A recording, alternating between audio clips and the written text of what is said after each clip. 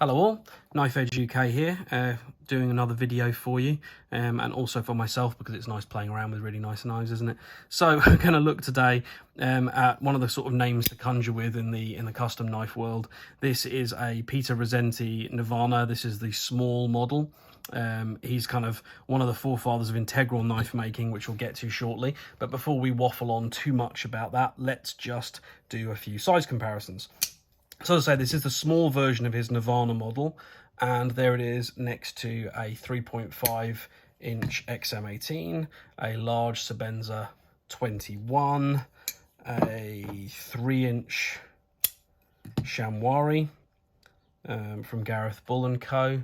As you can see, it's just a smidge bigger than that. It feels slightly larger in all dimensions. We'll put it next to a 3.5 Shamwari. Sorry, I know this is getting a bit gratuitous, isn't it?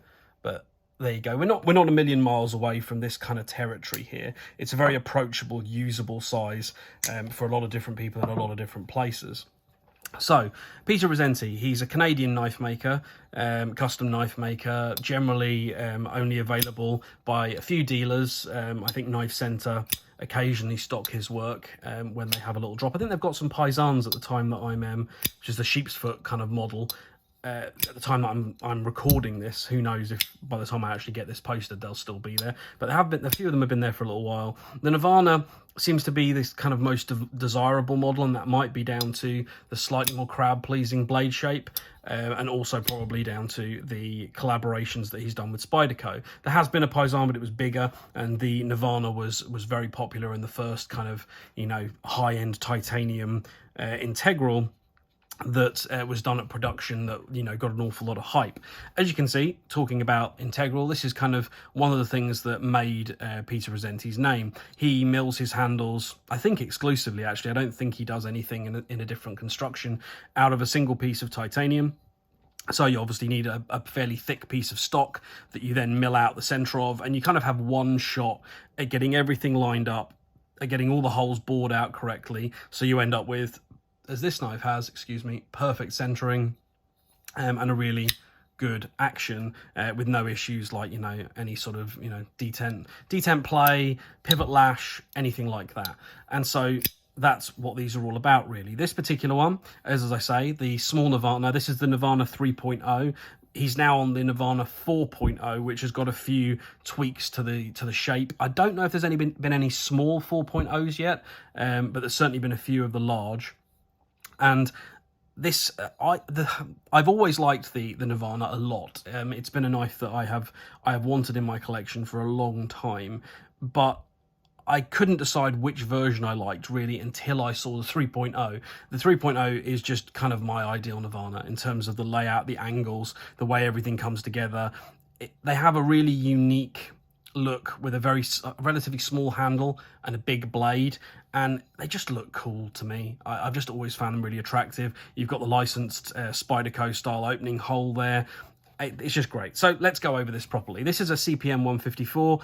You'll see them also in XHP. He's done quite often amongst other steels. I think he was a big fan of using S90V in the early days.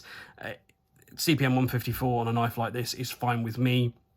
I imagine a lot of the newer ones you'll probably get slightly more modern steels, but it's fine. It's got a beautiful hollow ground, really beautifully hollow ground, hand ground blade. This is incidentally a handmade knife, with this gorgeous kind of clip point buoy style profile, say with the opening hole, jimping on the back. We'll get back to this jimping, it's very aggressive. As I say, the edge is extremely fine, super fine. Hopefully you can get some idea of that here. It's gorgeously ground, so even though the actual edge starts relatively low on the blade, particularly as you get back here towards the ricasso, it's still a great slicer. It really is. The blade stock's not hugely thick. It's about, I haven't actually measured it, but it's about kind of Sebenza 21 large kind of thickness, so it's certainly something which is very usable from that point of view. This one, as I say, has this sort of grade stonewash finish on the blade, which I really like. Not so great against this background, but hey ho. The handle is done in a slightly different, more reflective stonewash. You then have a Mocha pivot collar, which I should have cleaned, and some zirconium hardware on top of that. A very clean, simple pocket clip. with 2 silver screws. It would be really nice if those had been the same as the zirconium, but, you know, nitpicks. And the way he does his logo, if I can get it in the light for you, probably not, is just underneath the pocket clip in the relief cut for the lock bar, which is really, really nice as well. So it's a slightly tappy clip, actually. This one I could probably do with taking it off and giving it a little bend, but it works quite well. Some people kind of talk about the Nirvana clip as not being great. I don't really have a problem with this clip. It works. It would be nice if it was just a little bit deeper carry. I wouldn't... We're verging on shallow carry here. It's not properly shallow. It's borderline. I'd probably like it to carry more like there, but, you know, it's a relatively small thing, particularly on a knife like this. Action is fantastic. This is not a drop shut knife. There's a lot of lock bar pressure here. Not enough to be uncomfortable on the thumb, because it's got a really nice access point in chamfer, but there's enough lock bar pressure that this is definitely not just dropping shut under its own weight. That said, it's a really nice controlled shake shut. I have no problems at all with this action. It pops out. The detent's really good for the reverse flick, and it's got a really cool noise as well.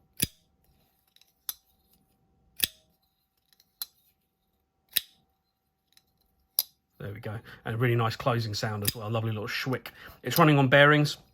If you have to service these, they're super easy. You just pull everything. You just pull the pivot hardware out and slide the blade out, clean it all out, slide it back in again, tighten everything back down again, and you're back to where you were before, perfectly centered, because nothing else can shift. It's just that pivot. So it's excellently done. You've got no lock bar inset here. You don't need one. It's fantastically clean to release the lock bar. Drops to your thumb really nicely. Yeah, it's just great. Another really cool thing about this knife is if you've had something like the Integral from Benchmade, the Anthem, the blade just kind of slams up against the actual spine of the titanium. It's probably not a big deal at all, but I don't know, it doesn't feel great to have that. This has got a stop pin just ahead of that point. And what's really cool is you can't really see at all where that stop pin is bored and then pressed in to the titanium. It's completely disappeared within the stonewash. Really, really nice little touch. So overall, it's just another exceptional custom from kind of one of the more sought after and, you know, long-term well-known American custom makers. It's just a beautiful knife. I'm very, very pleased with it. I don't really have any notable criticisms, apart from the jimping is super aggressive.